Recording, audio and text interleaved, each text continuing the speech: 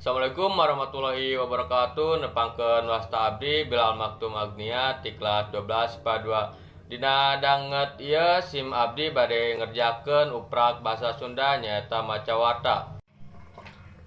Ya, judul warta, Partai Demokrat negaskeun tacan resmi ngedukung Joko Widodo Ma'ruf Amin.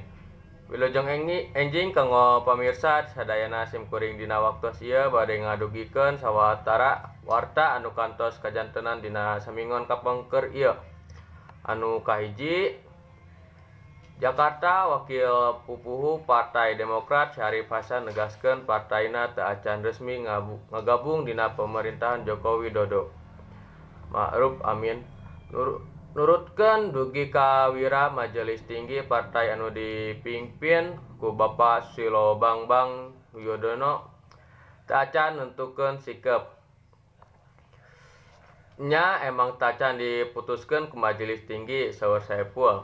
Nu dikonfirmasi wartawan dina dinten Senin kaping 12 bulan 8 2018. Saepul nambihan lamun aya kader Partai Demokrat nyebat parantos ngagabung ka pamerintahan hal eta teh mangrupikeun pamadegan salirana. Yen aya keder nu boga pamadegana parantos ka pamerintahan tur sajabana, eta mah masih teu acan diputuskeun secara resmi bejana. Anjeunna oge nyuhunkeun kanggo sadaya pihak sabar iwal ti sikep politik Partai Demokrat.